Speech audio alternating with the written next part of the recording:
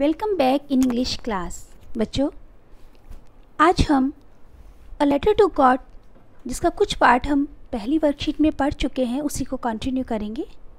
So let's start. इससे पहले story में एक बार रिकैप्चुलेट कर लेते हैं कि लेंचो एक फार्मर है।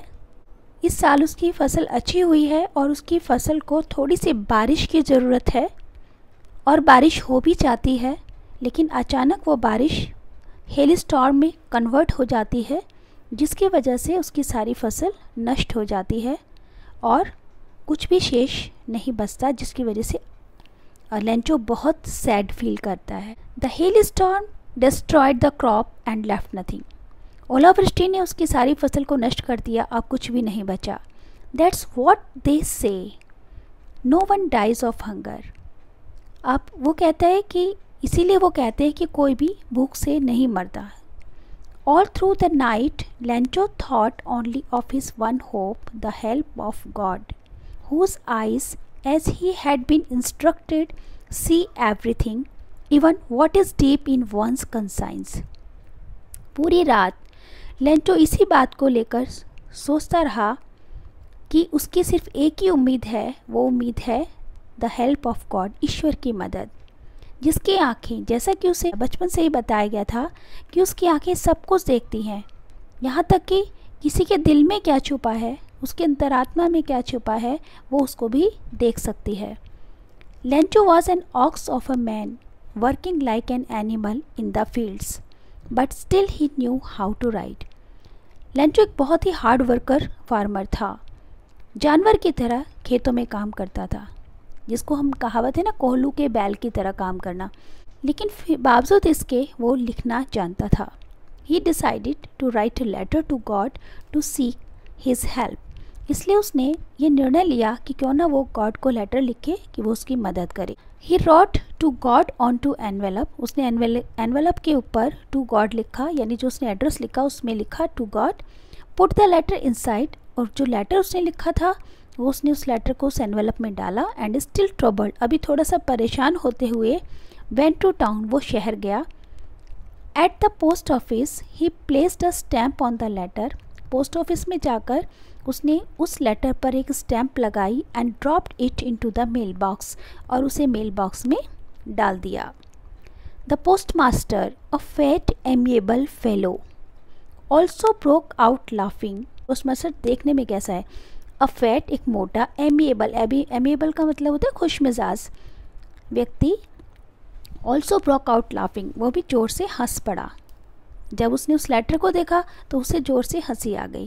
But almost immediately he turn serious, लेकिन अचानक वो सीरियस हो गया।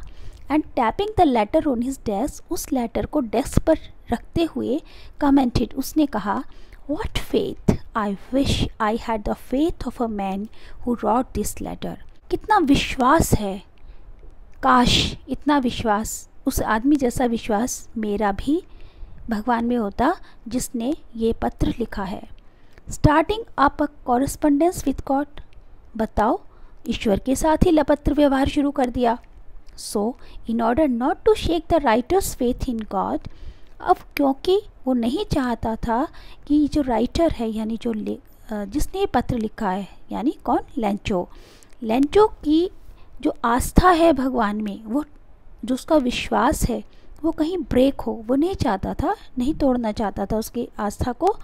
The postmaster came up with an idea, तो पोस्टमास्टर के दिमाग में एक विचार आया, आंसर द लेटर, कि चलो इस पत्र का उत्तर देते हैं। But when he opened it, लेकिन जब उसने इस पत्र को खोला, it was evident that to answer it he needed something more than goodwill, ink and paper, कि इस पत्र का जो उत्तर देना वो चाह रहा था, वो उसमें केवल एक अच्छाई, इंक और पेपर के अलावा और भी कुछ चीज़ की ज़रूरत थी। But he stuck to his resolution, लेकिन वो अपने इरादे पर पूरी तरह से अडिग था। He asked for money from his employees, उसने अपने कुछ दोस्तों से जो उसके एम्प्लॉयज़ थे उनसे कुछ पैसा लिया। He himself gave part of his salary, अपनी सैलरी में से कुछ हिस्सा दिया। And several friends of his were obliged to give something for an act of charity, और अपने कुछ दोस्तों से कि ये एक चैरिटी का काम है, तो उनसे सबसे उसने थोड़े थोड़े पैसे इकट्ठे किए, ठीक है। और it was impossible for him to gather the 100 pesos. अब उसके लिए 100 पीसोज तो इकट्ठा करना इम्पॉसिबल था। So he was able to send the farmer only little more than half, लेकिन वो आधे से थोड़ा सा ज़्यादा देने में, उस किसान को देने में सफल रहा। He put the money in an envelope address to Lencho. उसने एक एनवेलप पर लेंचो का एड्रेस लिखा और उसमें पैसे रखे।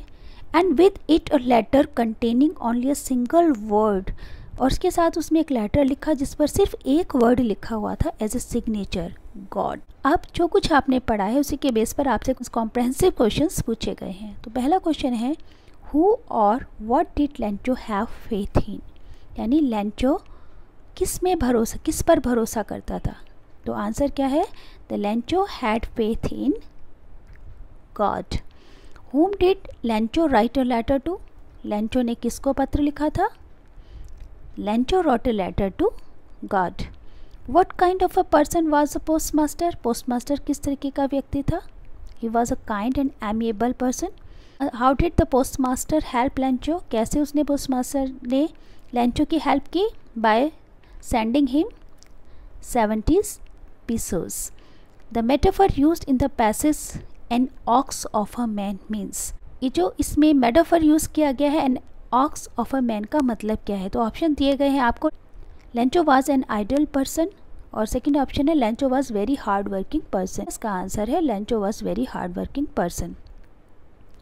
Find the word from the passage which means, option given in the bracket. तो आपको कुछ वर्ड जो आपके मतलब पैसेज में आए हैं उनके मीनिंग दिए गए हैं यहाँ पे, और यहाँ से वर्ड्स पैसेज में आए हैं वो आपको सिलेक्ट करके बताना कि कौन सा वर्ड इन मीनिंग के अकॉर्डिंग सुटेबल है। तो मॉरल सेंस के लिए वर्ड है कंसाइंस, डिटर्मिनेशन के लिए है रिजोल्यूशन, फ्रेंडली एंड प्लेजेंट के लिए है amiable, currency of Latin American countries है पीसोज।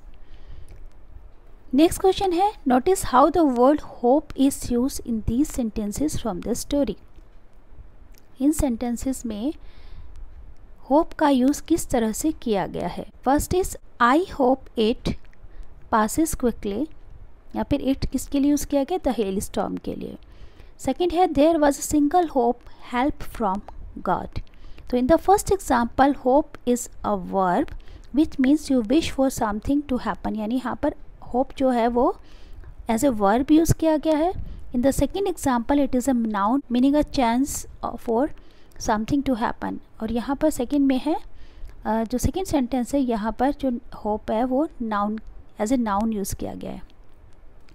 तो अब आपको what type of word is hope in following sentence, तो यहाँ पर जो है नीचे जो सेंटेंस दिए गए इसमें आपको बताना है कि होप जो है वो एज ए नाउन यूज़ किया गया है या वर्ब यूज़ किया गया है। ठीक है, राइट वर्ब और noun against a sentence for the underlined word. तो I still have some hope that I can get to work on time.